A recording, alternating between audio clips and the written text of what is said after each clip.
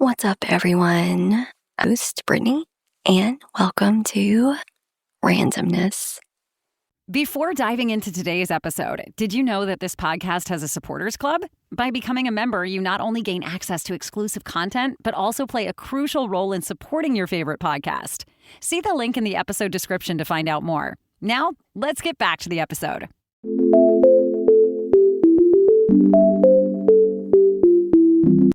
Hi, guys. I'm so glad you're here. Seriously, whether you're driving, doing your makeup, folding laundry, or just lying in bed staring at the ceiling. Hi, I see you, so come on in. Today's episode is one that I have been sitting with for a while now because I got an email from a listener that honestly just stopped me in my tracks. Like, really. I read it and I had to put my phone down for a second, and I knew immediately that I needed to dedicate a whole episode to it because what she went through is the kind of thing that doesn't just break your heart once, it breaks it in layers. But before I get into that, I want to quickly reference an episode I did a while back. Some of you may remember it. It was about being betrayed by your best friend. If you haven't listened to it, you can go back and do that if you would like to. But here's the short version. We talked about how that particular kind of betrayal hit so differently than a regular friendship falling apart because it's someone who had like the passcode to your life, someone who knew your fears, your secrets, your bad days, and your best days. And they used that access to hurt you. And that episode seemed to really resonate with a lot of you. Well, today we're going deeper because this listener's story takes everything we talked about in that episode and adds not one, but two more layers of betrayal on top of it. So let's go ahead and get into this, guys. So first of all, I'm going to read you the email she sent me. She gave me permission to share it, and I'm keeping her anonymous. I'm going to call her Maya. So here's what Maya wrote. Hi, I found your podcast a few months ago, and your episode about best friend betrayal literally made me cry in my car. I felt like you were talking directly to me. I've been wanting to share my story for a while, but honestly, it's embarrassing and I wasn't ready. But here it is. My boyfriend of almost 3 years cheated on me. That part alone would have been devastating enough, but it wasn't just with anyone. It was with my best friend. The girl who was at my birthday, who I called when I was anxious at 2 a.m., who I literally helped move into her apartment. And if that wasn't enough, it had also been going on separately with my cousin who I grew up with, who was at every holiday, every family gathering, every major moment of my life. I found out about both of them within the same week. I don't even have words for what that felt like. It wasn't just heartbreak. It felt like the floor disappeared, like I couldn't trust a single person in my life, not my relationships, not my friendships, not even my own family. I just want to know, how do you even start to heal from something like that? How do you trust again? How do you even know what's real? Oh, that's deep. That's really deep and fucked up, y'all. But Maya, first of all, thank you for trusting me with this. I know how much courage it takes to even write something like that down, let alone send it to a stranger.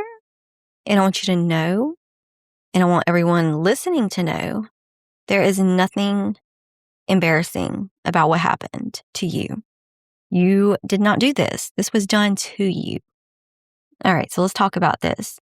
What Maya experienced, it actually has a name in psychology. It's sometimes called compounded betrayal or layered betrayal. And the reason it's categorized differently than a single betrayal event is because each layer doesn't just add to the pain, multiplies. It makes you question things retroactively. Like every memory you have suddenly has like a question mark on it. Every moment you thought was real, you start auditing it. Was she thinking about him when we were hanging out? Did my cousin look at me differently at Christmas and I just didn't notice? It's exhausting in a way that is really hard to describe unless you've lived it. And the cruel thing about this specific situation, boyfriend, best friend, and cousin, is that Maya lost 3 relationships at once. 3 people she loved, 3 relationships she had invested in, shown up for, been vulnerable with, gone simultaneously. That's not just heartbreak. That's like a complete restructuring of your entire world. And there's also something really painful about the cousin piece that I want to sit with for a second, because when a best friend, or with a best friend, as painful as it is, there's at least some degree of choice involved. You know, you chose each other. You can eventually choose to walk away and rebuild. But family's supposed to be the one category of people who are just, yours unconditionally. The people at the table, no matter what. And when that gets violated, it doesn't just hurt. It disorients you on a really fundamental level, because if you can't trust that, what can you trust? So Maya asked a really specific question at the end of her email. She said, how do you even start to heal from something like that? How do you trust again? And I want to answer this as honestly as I can, not with a little cute list of affirmations, but actually honestly. And the first thing I'll say is you don't rush it. And I know that sounds like a cop-out, but I mean it literally. When betrayal happens at this scale, when it's not one wound, but many, your nervous system is genuinely in a state of threat. You're not being dramatic. Your body is responding to real danger signals. The people who were supposed to be safe weren't safe.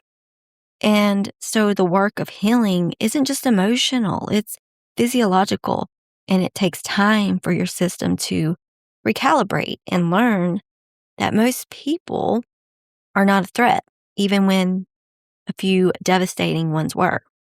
And the second thing is you have to let yourself grieve all of it separately. And this is something that I feel really strongly about. Maya lost a boyfriend, a best friend, and a cousin, and each of those losses deserves its own grief.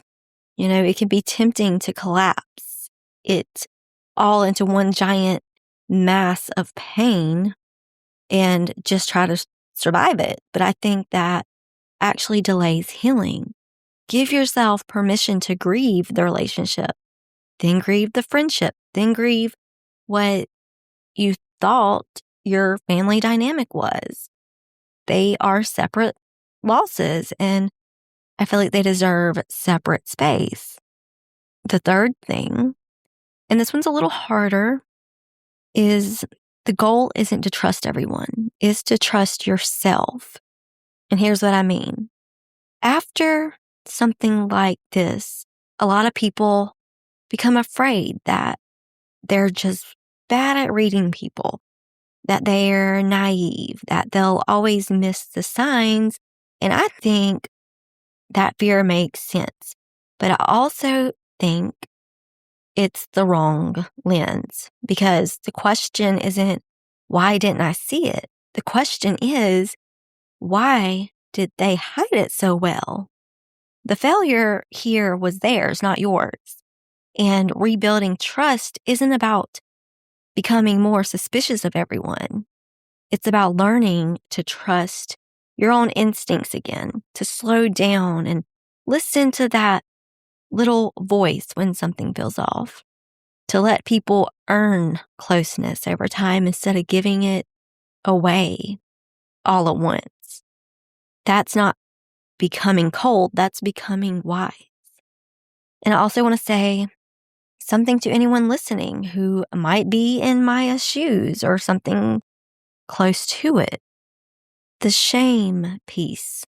Can we talk about that for a second?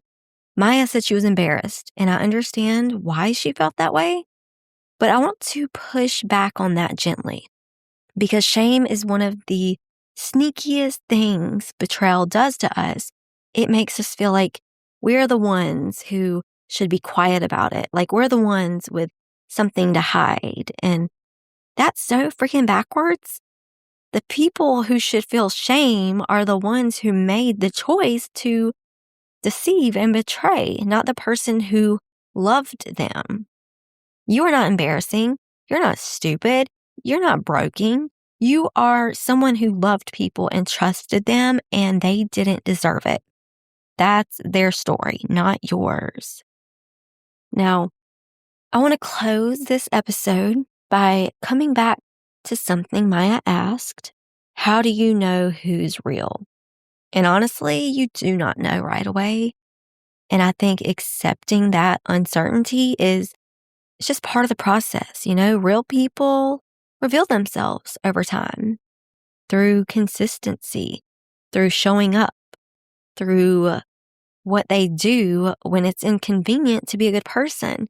And you can't always see it immediately, but you can start to look for it. And the more you heal, the more you'll trust your ability to recognize it when it's there. And Maya, if you're listening to this, I hope that this episode felt like a hug. I hope you know that what happened to you says everything about who they are and absolutely nothing about your worth. You deserve people who are real, and I genuinely believe they're out there. And to everyone else listening, if this resonated with you in any way, please share it with someone who might need it. Leave a review if you haven't. And as always, my DMs and inbox are open. So I will talk to you guys next time. Take care of yourselves.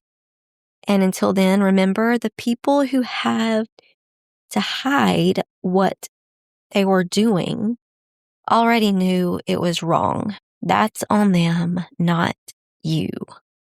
Free audio post-production by Alphonic.com. Okay, guys, that's it for today, but thank you for being here with me. Until next time, stay grounded, stay kind, and stay curious.